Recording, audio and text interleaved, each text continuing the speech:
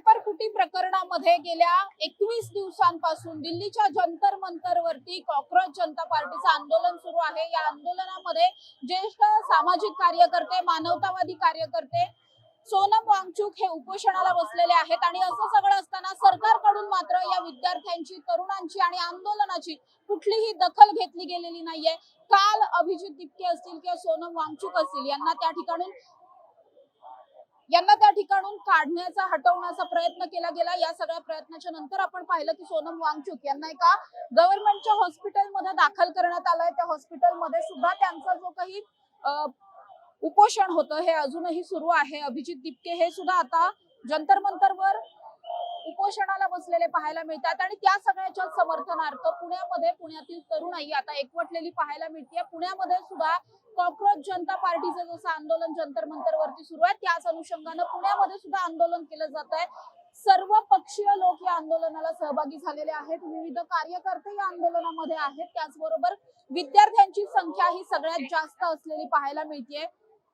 पुण्यातल्या बालगंधर्व रंगमंदिराच्या बाहेर असलेल्या चौकामध्ये हे आंदोलन सुरू आहे। आपण बघतोय एकच मागणी जी आहे ती विद्यार्थ्यांकडून केली जाते की विद्यार्थ्यांच्या हितासाठी ज्यांच्या अंडर ही मिनिस्ट्री आहे ते धर्मेंद्र प्रधान यांनी तात्काळ या सगळ्याचा राजीनामा दिला पाहिजे, त्यांच्या पदाचा, त्यांच्या मिनिस्ट्रीचा। हीच एक मागणी जी आहे ती सुरुवातीपासून या विद्यार्थ्यांची आहे। मात्र ही मागणी आजतागायत कुणी याकडे लक्षही दिलेलं पाहायला मिळत नाहीये। सरकारनं काल पोलीस फोर्स पाठवून लाठीचार्ज करत अक्षरशः जंतर मंतरवरून सोनम वांगचुक यांना दवाखान्यामध्ये दाखल केलं। मात्र अजूनही आपण बघतोय की त्यांच्याशी चर्चा करण्यासाठी कुणीही दाखल झालेलं पाहायला मिळत नाहीये आपल्याला। त्यामुळेच एकंदरीत सगळ्याच विद्यार्थ्यांमध्ये, आंदोलकांमध्ये आक्रोशाची, संतापाची भावना एकंदरीत असलेली आपल्याला पाहायला मिळते। आपण इथल्या काही विद्यार्थ्यांशी बोलण्याचा प्रयत्न करणार आहोत, त्यांची नेमकी मागणी काय आहे हे सुद्धा आपण जाणून घेण्याचा प्रयत्न करणार आहोत। आपण बघतोय पोलिसांकडून या विद्यार्थ्यांना कुठेतरी हे आंदोलन संपवण्यासाठी म्हणून आता फोर्स केला जातोय, मात्र कुणीही ऐकण्याच्या मनस्थितीत नसलेलं या ठिकाणी पाहायला मिळत आहे। या विद्यार्थ्यांची एकच मागणी आहे की काही करून राजीनामा दिला गेलाच पाहिजे। काही विद्यार्थ्यांशी आपण बोलण्याचा प्रयत्न करणार आहोत। तुम्ही कुठून आलेला आहात आणि काय मागणी? आम्हाला धर्मेंद्र प्रधानचा इस्तीफा पाहिजे आहे, कारण हे जे मुलांना जो त्रास होतोय, जे त्यांच्या ते आत्महत्या करतायत ते थांबलं पाहिजे। आणि दुसरं म्हणजे ही जे दडपशाही चालू आहे, हे जे सरकारनं लोकांच्यावर अत्याचार करते हे अजिबात लोकांचा विचार करत नाहीये। तर हे त्यांनी त्याच्यावर विचार करावा आणि पहिल्यांदा धर्मेंद्र प्रधानचा राजीनामा घ्यावा, त्याशिवाय सिस्टम मध्ये बदल होणार नाही। काय वाटतंय की इतकं सगळं झालं तरी धर्मेंद्र प्रधानांच्या राजीनाम्यावर कोणी बोलायला सुद्धा तयार नाही? आता सरकारला तेवढी क्यू येत नसेल, सरकारला वाटत नसेल की तेवढं ही जे नागरिक आहेत ती तेवढे सेन्सिटिव्ह त्यांना वाटत नसेल, म्हणून सरकार त्यांना सिरियसली घेत नाही। पण आता जनता सही रस्त्यावर उतरलेली आहे, त्याचं उत्तर सरकारला लवकरच मिळेल। क्योंकि वो खुद पढ़े लिखे नहीं है, तो उनको जो बच्चे पढ़ लिख कर जो वो नुकसान कर रहे हैं, वो मर गए हैं क्योंकि उनका पेपर लीक वगैरह हुआ है। वो खुद जाहिल है, वो खुद अनपढ़ है, इसलिए उनको एजुकेशन की कोई इम्पोर्टेंस नहीं है, इसीलिए वो बैठे हुए हैं। ऐसा होता है उनका कि जैसे आप कितना भी रास्ते पे आ जाओ, आप अपनी बात कितनी भी रख लो, उनके कान में जू तक नहीं रेंगने वाली, वो वही करेंगे जो उनको करना है। इसीलिए आमची मागणी साधी सोपी सरळ आहे, धर्मेंद्र प्रधान राजीनामा द्यावा। हे सगळं थांबेल फक्त दादाजी भुसेंनी पण राजीनामा द्यावा। महाराष्ट्रामध्ये टेटचा पेपर लीक झाला, त्याच्या प्रतिक्रियेमध्ये त्यांनी अकाउंटेबिलिटी घेऊन राजीनामा द्यावा, ही सगळ्यांची साधी सोपी मागणी आहे। धर्मेंद्र प्रधान यांनी राजीनामा दिला पाहिजे। 22 मुलांनी आत्महत्या केल्या, त्याची जबाबदारी कोण घेणार आहे? नीटच्या परीक्षा परत लीक होतात, सेकंड टाइम पुन्हा नीटची परीक्षा घेतली, आता त्याचा रिझल्ट लागला, त्या रिझल्टच्या मार्क्स मध्ये पण त्यांनी गोंधळ केलेला आहे। असं जर तुम्ही करायला लागले विद्यार्थ्यांसोबत तर देशाचं भविष्यच काय आहे? जे विद्यार्थी गेले त्यांच्या फॅमिलीचं काय होणार आहे? त्यांनी एवढे वर्षानुवर्ष ती मुलं अभ्यास करतात, 2-2 वर्ष। हो, सरकार अपयशी ठरलेलंच आहे, आणि हे सरकार सहानुभूती नाहीये ह्यांच्यामध्ये। ते सोनम वांगचुक यांना उचलून नेऊ शकतात, पण ते 2 शब्द बोलायला पुढे येऊ नाही शकत।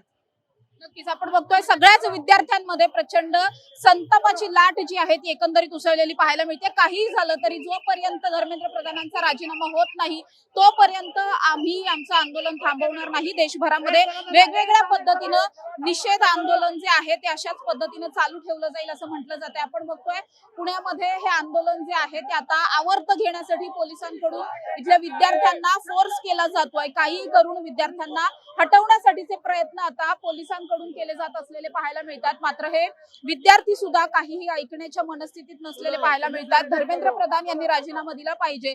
ज्या 20 मुलांनी आत्महत्या केल्या त्याबद्दल कुणीतरी अकाउंटेबिलिटी घेतली पाहिजे, कुणीतरी या सगळ्याची जबाबदारी घेतली पाहिजे. हीच मागणी इथल्या सगळ्याच विद्यार्थ्यांची असलेली आपल्याला पाहायला मिळते. पुणे पोलीस जे आहेत ते या ठिकाणी दाखल झालेत आणि पुणे पोलिसांकडून विद्यार्थ्यांना इथून हटवलं जात आहे. आपण बघतोय पोलीस इतके प्रयत्न करत असतील तरी सुद्धा विद्यार्थी अजूनही आंदोलनावरती ठाम असलेले दिसून येत आहेत. आणखी काही विद्यार्थ्यांशी आपण बोलण्याचा सुद्धा प्रयत्न करणार आहोत या ठिकाणी.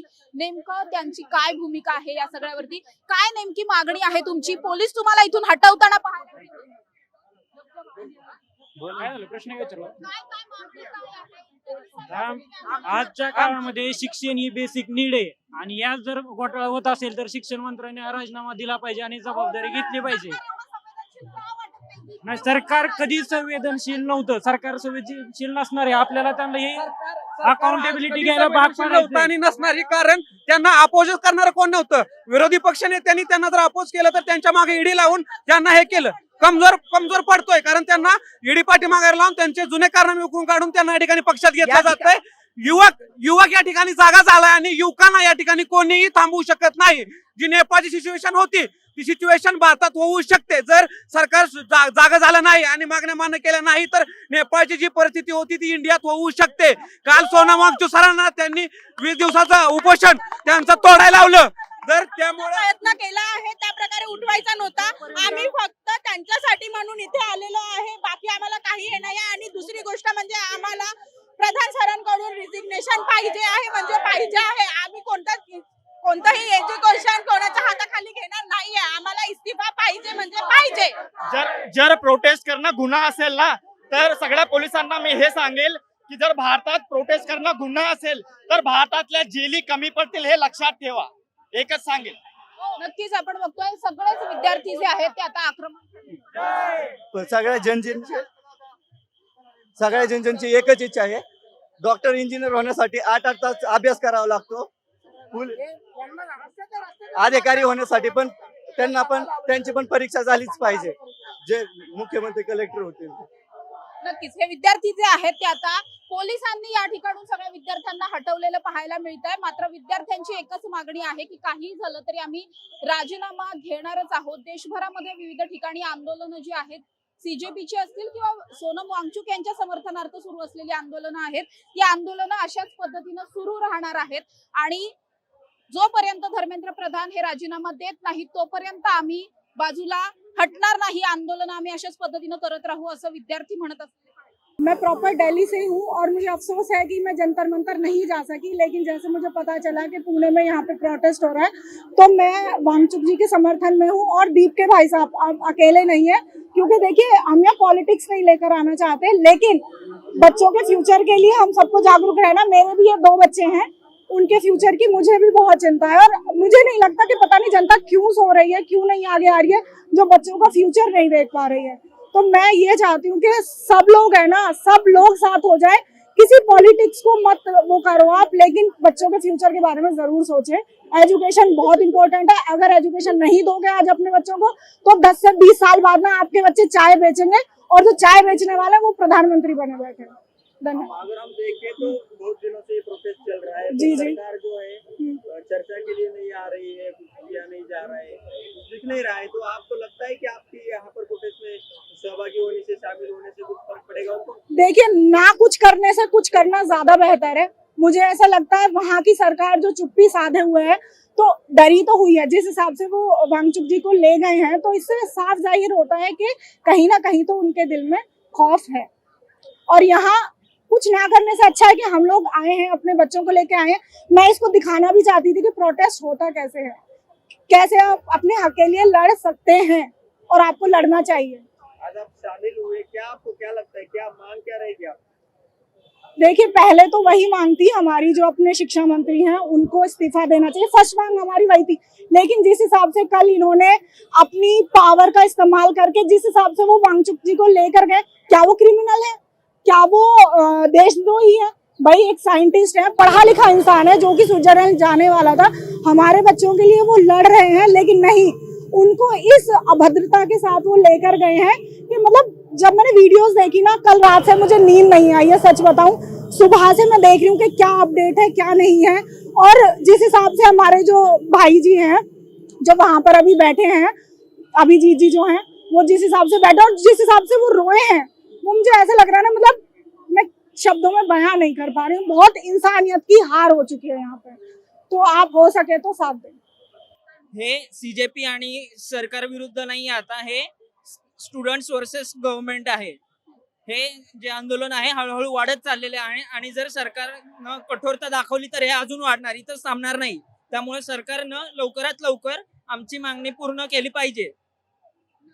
सरकारने काही करून मागणी पूर्ण केली पाहिजे असं म्हणताना हे सगळे विद्यार्थी पाहायला मिळतात. धर्मेंद्र प्रधान यांचा राजीनामा मागतात, मात्र अजूनही या प्रकरणामध्ये कुणीही जबाबदारी घ्यायला पुढे येताना पाहायला मिळत नाही. सोनम वांगचुक यांना जबरदस्तीने जंतर मंतर वरून हटवलं जातं, त्यांना एका रुग्णालयामध्ये जबरदस्तीने ऍडमिट केलं जातं. तिथे सुद्धा त्यांचं उपोषण सुरू आहे. त्यांनी तिथे एकंदरीतच उपचार घेण्यासाठी नकार दिलेला पाहायला मिळतोय. मात्र इतकं सगळं झाल्याच्या नंतरही सरकार मात्र अजूनही चर्चेसाठी दाखल झालेलं नाहीये.